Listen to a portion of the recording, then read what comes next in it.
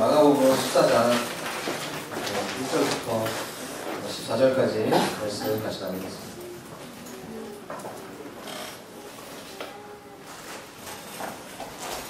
마가복음 14장 1절부터 11절까지 말씀입니다. 교독하겠습니다.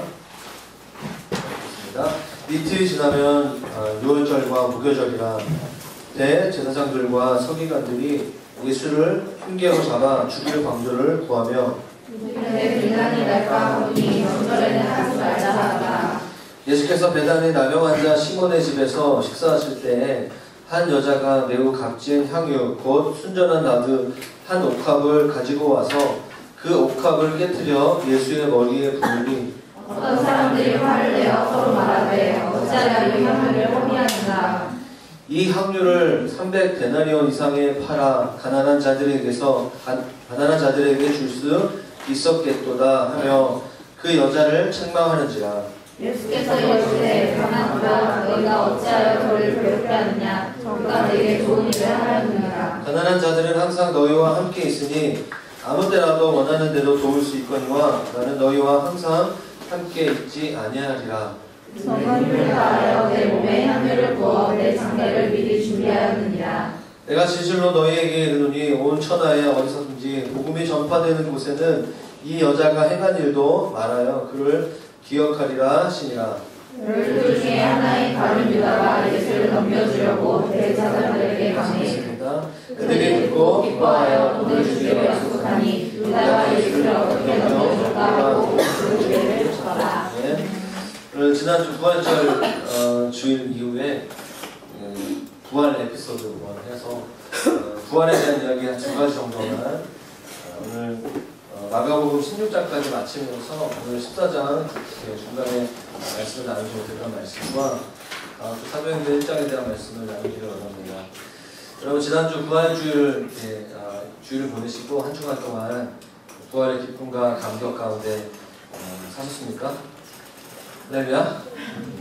네, 그러려고 노력했는데 잘 안되는 경우가 많이 있었죠? 오늘 다시 한번 우리가 부활을 경험한 한 여인에 대한 말씀을 좀 나누기를 원해요.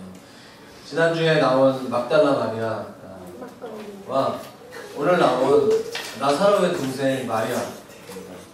마리아는 그 당시에 굉장히 흔한 이름이었던 것 같아요.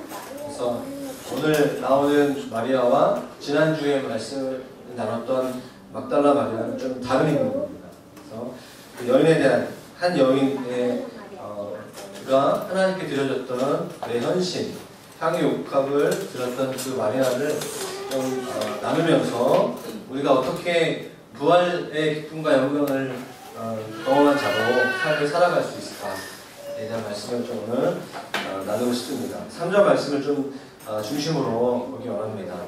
3절 말씀 같이 한번 더 같이 읽도록 하겠습니다. 읽겠습니다. 시작. 예수께서 베다니 나병 환자 시몬의 집에서 식사하실 때에 한 여자가 매우 값진 향유 곧 순전한 나드 한 옥합을 가지고 와서 그 옥합을 깨뜨려 예수의 머리에 부으니. 네, 글씨체가 되게 멋있습니다.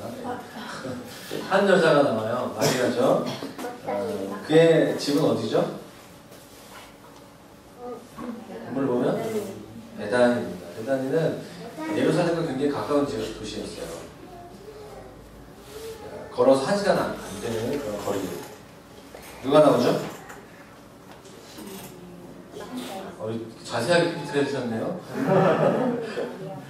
예, 나병 환자 시몬이죠. 나병 환자 시몬이라는 사람이에요. 그 집에서 또 그리고 한 여자가 나옵니다. 여러분 나병 환자 시몬은 여러분 다 어렸을 때 혹시 교회 다니는 분들은 다 아는 사람인데 그 사람이 누구죠? 나사로. 죽었다가 나사로의 다른 이름이 시몬이에요. 나사로. 그가 나병 환자였대. 문둥병 환자였다는 거죠. 그의 집에서 식사하실 때 예수님께서 이렇게 매년 예루살렘 예수님뿐만 아니라 유대인들은 그 6월절 절기와 절기 때마다 예루살렘으로 올라가서 예배 드립니다.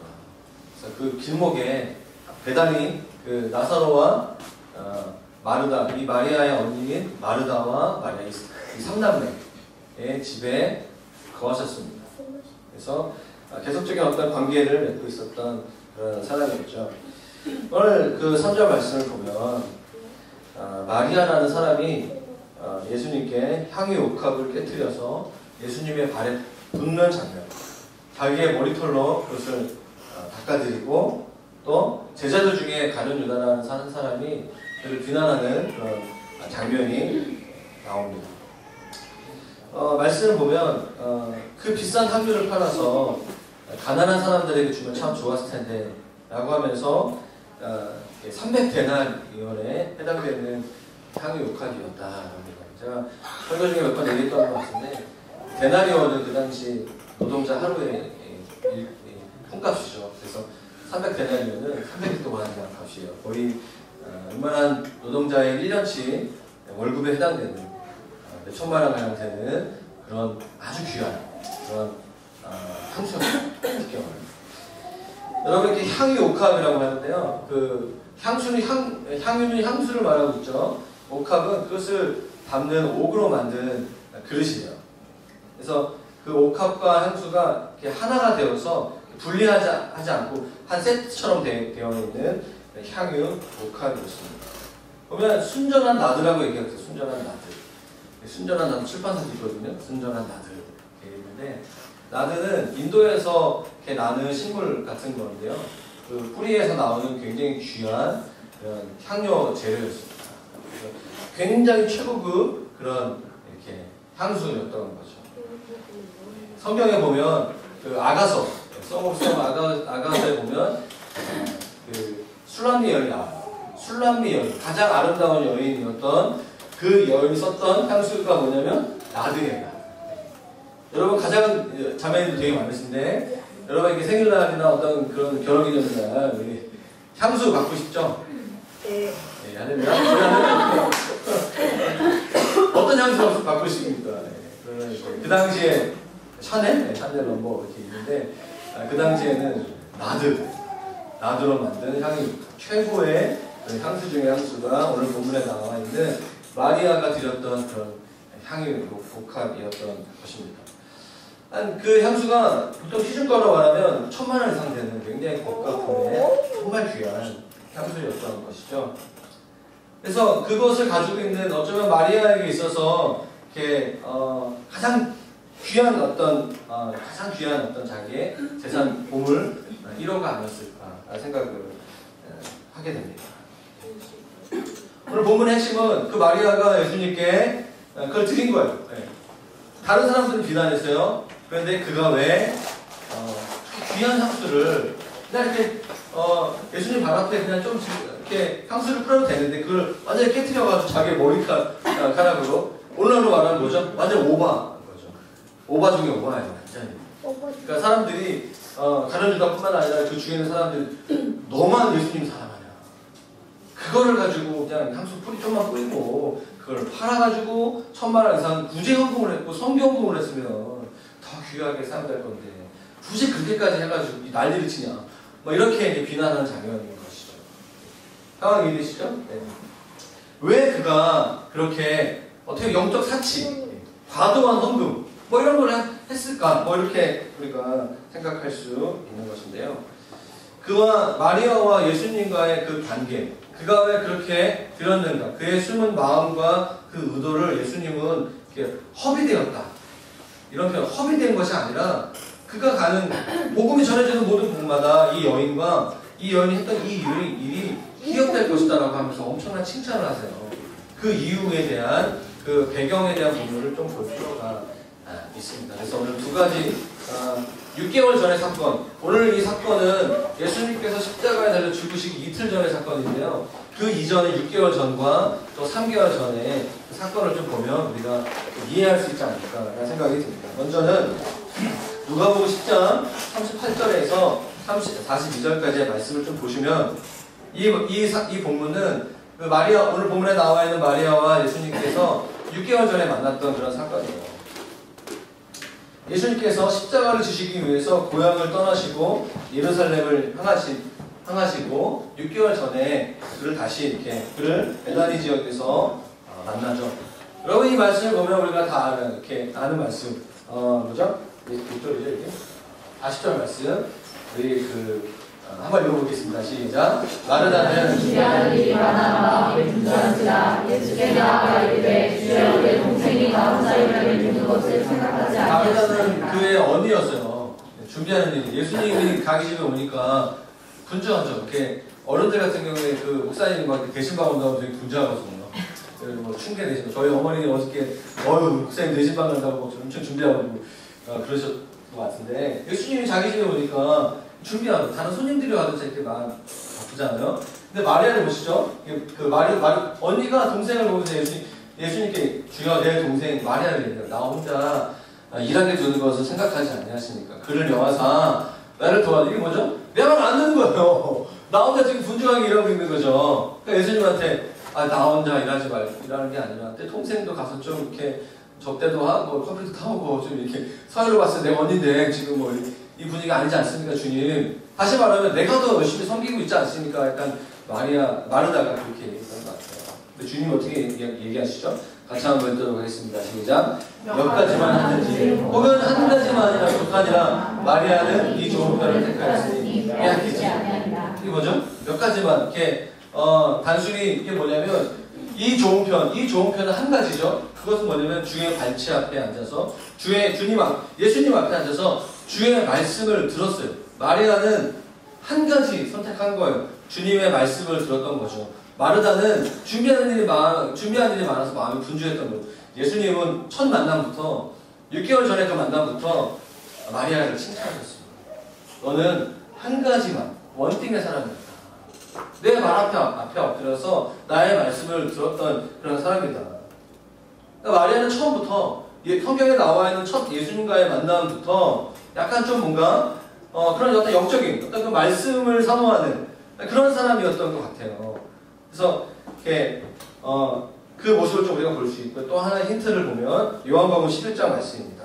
요한복음 11장 말씀은 마리아의 오빠였던 나사로의 부활에 대한 말씀이에요. 이것은 오늘 본문보다 약 3개월 전에 시간적으로 말하면 3개월 전에 일어난 사건입니다. 한번 같이 1절 2절 말씀 같이 읽도록 하겠습니다. 시작. 어떤 병자가 있으니 이는 마리아와 그 전에 마르다의 마을 베다니에 사는 나사로라. 마리아는 혀를 주에 붓고 머리털로 주의 발을 닦던 자요 병든 나사로는 그의 오라버니라. 어떤 나병 환자 어떤 자기의 오빠인 나사로 시몬 그가 죽게 돼요. 그의 동생이었던 마리아가 향유를 죽게 붓고 머리털로 주의 발을 닦던 이것은 시간적으로 보면 이 사건의 3개월 이후의 사건이잖아요. 근데 요한은 그 마가복음 이후에 요한복음에 기록됐죠. 그래서 요한은 이미 그 모든 것들을 지켜보고 마리아를 그렇게 평가하면서 그렇게 기록하고 있는 것입니다. 중요한 것은 3절 말씀 같이 볼까요? 자, 읽겠습니다. 시작. 주여 보시옵소서. 사랑하시는 자가 여기서 사랑하는 자는 누구죠? 그의 오빠인 나사로. 주님과 어떤 그런 관계가 있었던 그런 거죠. 병들었어요. 5절을 볼까요? 5절에 요한복음 11장 5절 말씀 요한이 이렇게 기록합니다. 예수께서 본래 마르다와 그 동생 마리아죠. 그리고 나사로를 사랑하시더니. 그러니까 이 가정은 이 3남매는 굉장히 예수님과 특별한 관계 가운데 있었던 가족들인 거죠.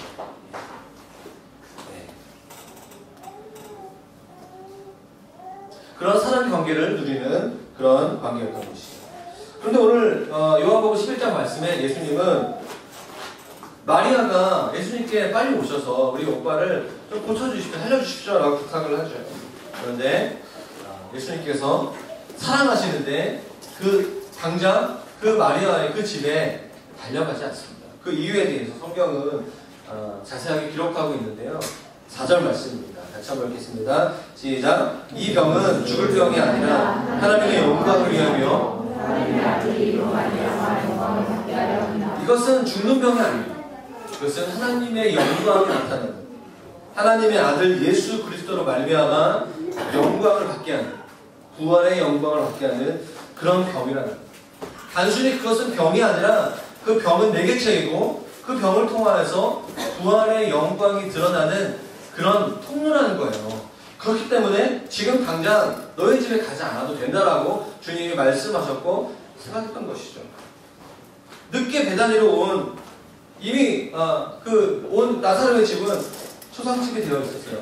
나사로가 죽게 되었고 무덤에 있게 됩니다. 많은 사람들이 그의 집에 와서 조문행렬 가운데 있었던 거죠. 20절 말씀 볼까요?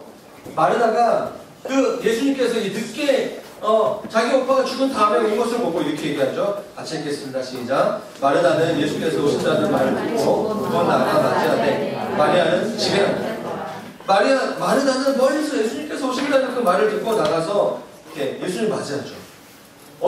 우리가 정말 이렇게 알고 있는 중에 유명한 말씀이죠. 25절, 26절 말씀을 예수님께서 마리아의 언니 마르다에게 하셨습니다. 같이 읽겠습니다. 시작. 나는 부활이요 생명이니 나를 믿는 자는 죽어도 살겠고 살아서 나를 믿는 자는 영원히 죽지 아니하리라. 이것을 내가 믿는 여러분 믿습니까? 아멘. 그리고 28절 말씀을 하십니다. 이 말을 하고 돌아가서 가만히 그 자매 마리아를 불러 말하되 선생님이 오셔서 너를 부르십니다. 주님께서 마르다에게 나는 부활이요 생명이니 나를 믿는 자는 죽어도 살 것이다. 너희 오빠 나사로가 살게 될 것이다. 이제 헷갈려요. 지금 세 명 계속 얘기하려고 하니까. 마리아가 그 말을 듣고 뭐죠? 급히 일어나 예수님께 나아가는 것입니다. 31절 말씀 보면 사람들이 그가 곡하러 약간 좀 너무 그 슬픔 가운데 오빠가 죽어서 너무 슬퍼서 곡하러 슬퍼하기 위해서 무덤에 가서 무덤 앞에서 그가 슬퍼하러 가는구나 라고 따라가요. 그걸 보고 30절 말씀에 마리아를 볼까요? 같이 읽겠습니다. 시작. 마리아가 예수 계신 곳에 가서 배웠고 그 발 앞에 엎드려 있되 주께서 여기 계셨더라면 내 오랑우지가 죽지 아니하였겠느냐. 그러면서 막 울어요. 그리고 그와 함께 있었던 조문객들과 그의 친척들이 모여서 함께 우는 장면. 예수님께서 요한이 이런 표현을 써요. 비통하셨다. 예수님이 정말 비통하셨다. 너무 안타까우셨다. 그러시면서 35절 말씀에 눈물을 흘리시는 장면을 우리가 볼 수 있습니다. 재밌는 장면은요. 43절과 44절 말씀입니다. 같이 한번 읽어보겠습니다. 시작. 이 말씀을 하시고 큰 소리로 죽은 자가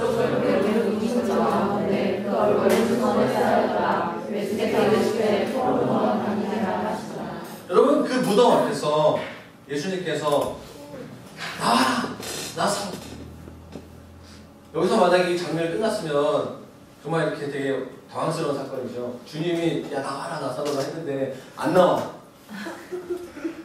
주님은 되게 많이 슬퍼하셨구나 이러면 사람들이 그냥 에피소드로 끝났겠죠. 그런데 정말 나사로가 나온 거예요. 44절 전반부를 보면 죽은 자가 수족을 배로 3배로 동인 채로 나오는 거예요. 우리가 어떤 장면인지 영화를 보면 미라. 예, 나사로가 그 모든 그 온몸에 그 옷을 그 배로 싼 그 어떤 그 붕대를 감은 것은 상태로 나온 거예요. 그 얼굴은 수건에 쌓여있는 채로 나와 있는 거죠. 사람들이 기겁을 한 거죠. 그 부활한 그 나사로의 모습을 보면서 완전 놀란 거죠. 예수님께서 풀어놓아 다니게 하는 정말 상갓집이 잔치집이 되는 그 장면을 한번 상상해 보시기를 바랍니다. 여러분 복음서에서 나온 예수님이 행하신 그 엄청난 수많은 기적 중에 가장 강력하고 가장 놀라운 기적 중에 하나가 오늘 이 요한복음 11장에 나오는 죽은 나사로가 살아난 부활한 장면이라고 있습니다. 여러분 나사로는요 예수님께서 십자가에 달려 죽으시고 부활하기 전에 먼저 죽음과 부활을 경험한 사람입니다. 엄청나죠. 마리아는 그의 동생이었어요. 3개월 후에 예수님께서 이제 유월절 이틀 전에 십자가에 달려 죽으시기 이틀 전에 예루살렘에 입성한다는 소문을 듣는 거예요. 마리아가 그 소식을 듣고 향유옥합을 드린 것이죠. 지금 제가 배경 설명을 한 거예요. 이해되시죠? 네.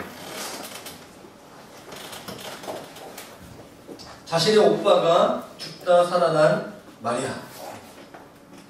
그 3개월이라는 시간 동안 예수님을 생각했던 그 마리아.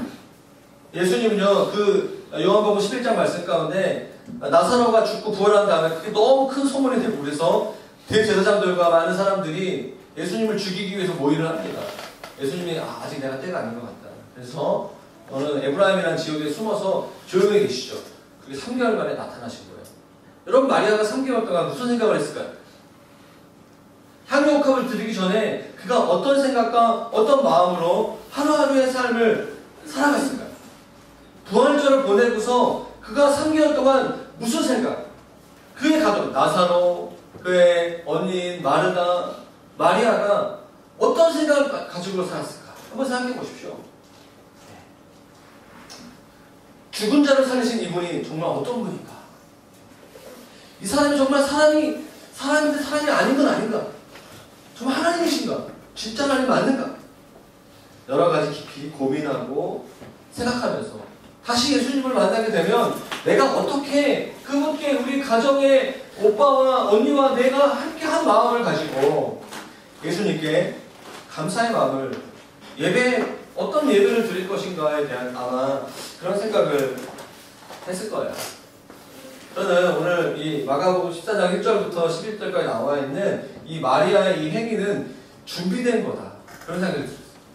그의 마음속에 이미 준비된 즉흥적인 것이 아니라 제가 볼 때는 그가 준비된 어떤 이렇게 마음에 있어서 준비된 그런 태도와 그런 묵상이 있었기 때문에 그것이 있었는데 예수님을 만났을 때 그것이 향유옥합이란 그 수천만 원에 달하는 자신의 귀한 것들을 드릴 수 있지 않았을까 하는 생각을 그런 묵상을 하게 되었습니다. 사랑하는 여러분 예수님의 십자가와 부활을 믿으십니까? 아멘. 부활을 경험하길 원하세요? 아멘. 부활을 경험한 우리들이 주님께 무엇을 오늘 마리아처럼 주님께 드려야겠습니까? 여러분 마리아는요 예수님을 진짜 사랑한 거예요. 그러니까 아무것도 아깝지 않았던 거죠.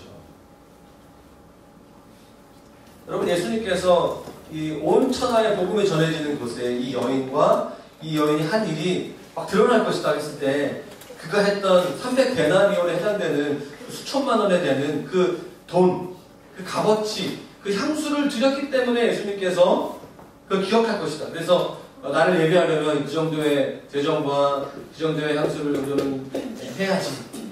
예수님이 그것을 좋아하셨기 때문에 했을까요? 믿거나 말거나. 저는 그렇지 않을 거라고 확신해요.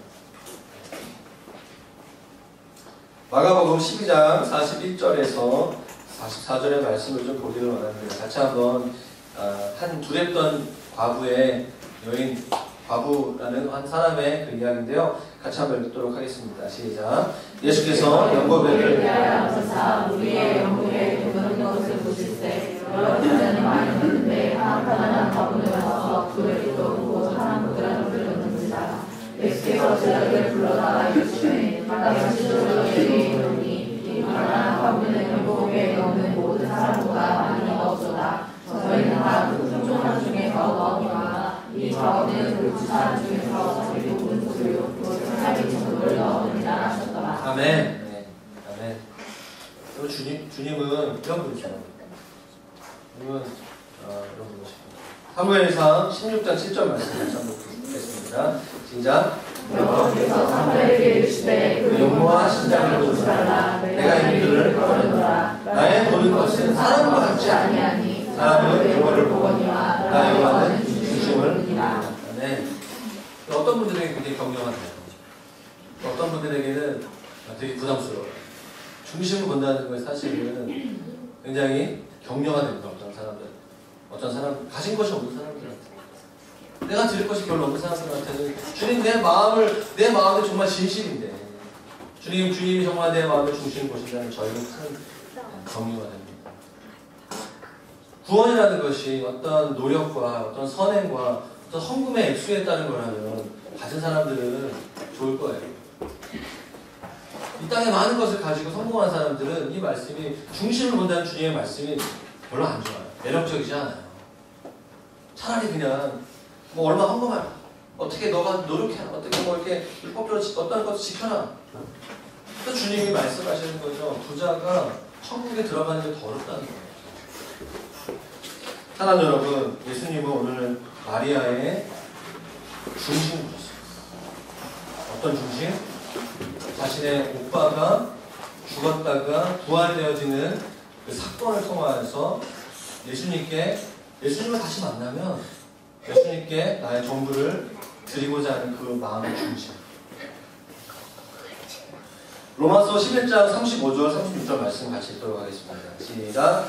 누가 주께 먼저 드려서 주심을 받겠느냐. 이는 만물이 주에게서 나오고 주로 말미암고 주에게로 돌아가고 영광이 그에게 세세하게 있으리로다. 아멘.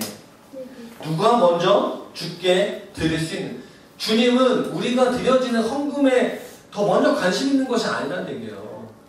주님이 모든 만물이 주님으로부터 나오고 주로 말미암아 주님께로 돌아가는 거죠.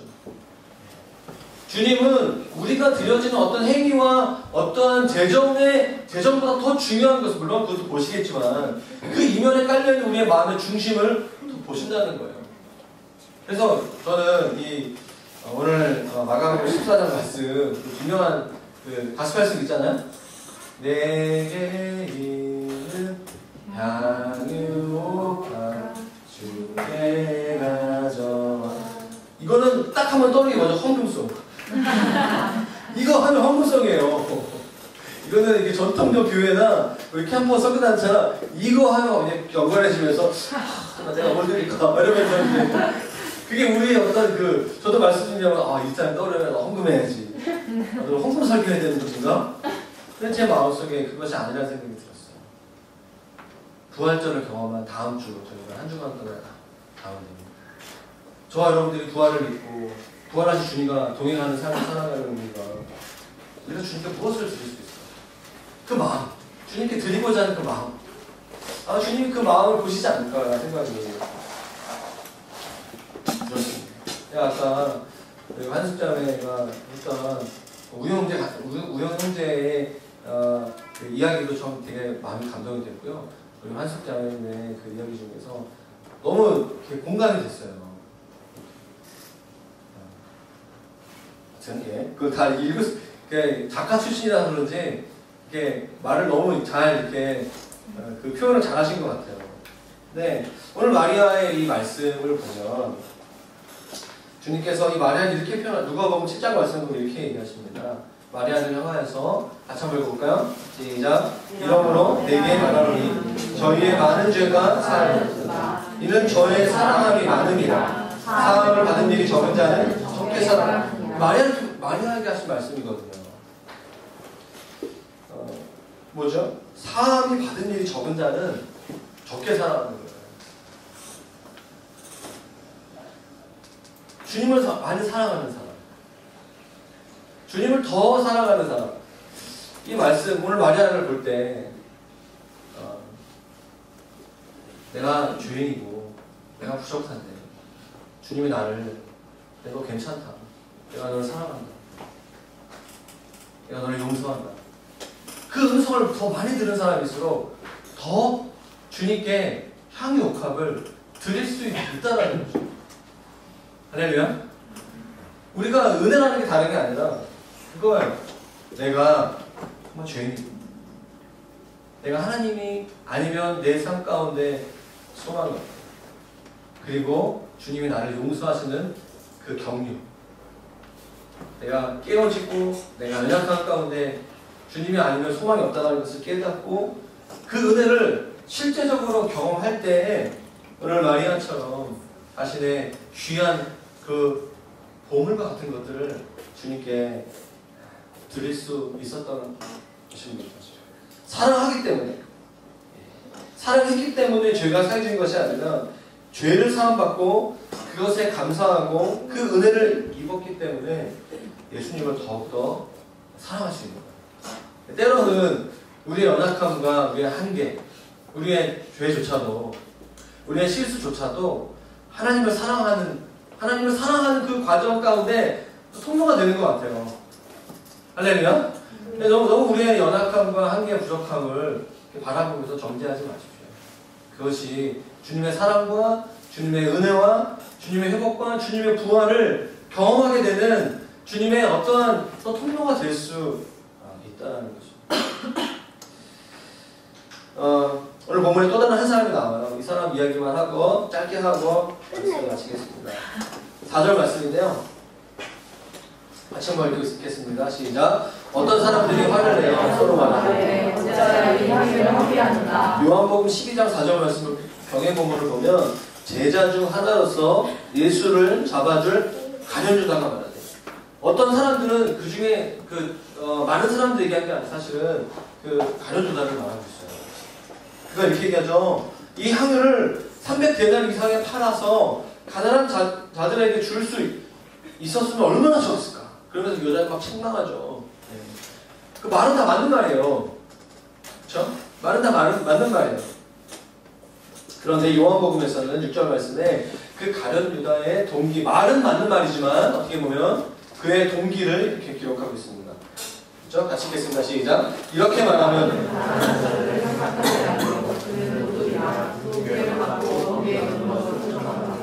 그는 도둑이에요. 그 돈을 사랑했어요. 실제로 가난한 사람들에게 구제할 만한 마음이 없고 말만 그렇게 하고 실제로 그 마음속에서는 욕심이 탐욕이 있었던 것이죠. 네. 사랑하는 여러분, 우리가 하나님 앞에서 어떤 헌신할 때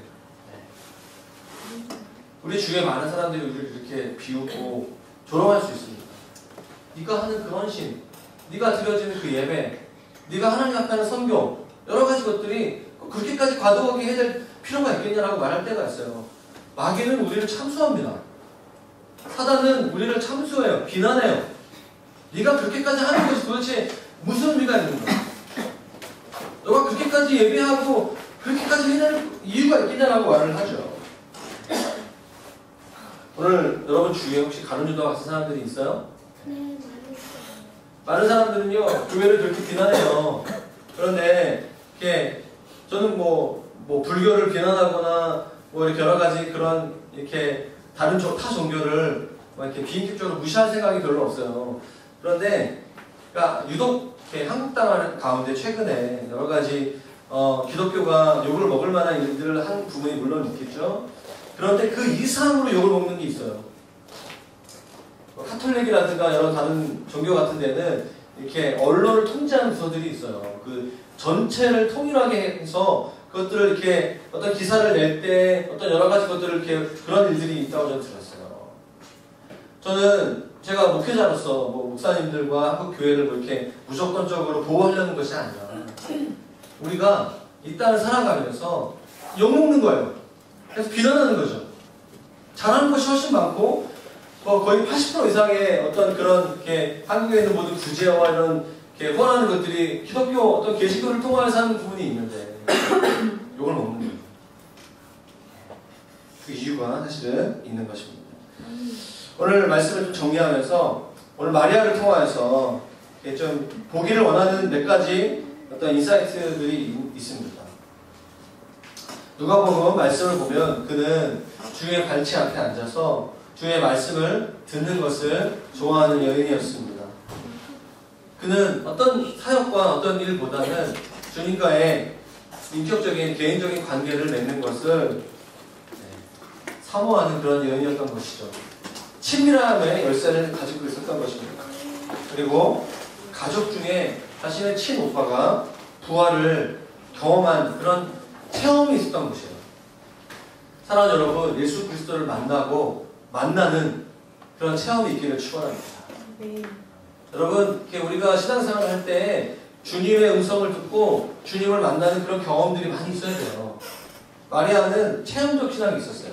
그리고 또 하나 볼 수 있는 것은 어떤 감동이 있으면, 성령의 인도하심이 있으면 향유 옥합조차도 깨트려서 행동으로 옮기는, 순종하는, 다른 사람들이 너는 과도한 헌신이라고 말할 때 상식을 뛰어넘는 그런 행동으로까지 갈 수 있는 그런 믿음의 사람이었던 것입니다. 주님이 그의 그 모습을 보시고 그를 기뻐하시고 그를 축복하시는 것이죠. 오늘 9절 말씀 같이 한번 읽고 같이 기도했으면 좋겠어요. 같이 한번 읽도록 하겠습니다. 시작. 내가 진실로 너희에게 이르노니 온 천하에 어디서든지 복음이 전파될 곳에는 여러 사람들도 말하며 네, 다 같이 좀 일어나셔서 이 시간 찬양하고 내게는 향유옥합 지금 홍보 시간 아니고요. 이 찬양 같이 한번 부르고 같이 주님께 우리의 마음을 좀 드리는 시간 가졌으면 좋겠습니다. 찬양하겠습니다. 내게 있는 향유옥합 오늘 말씀과 가사를 좀 기억하면서 찬양합니다.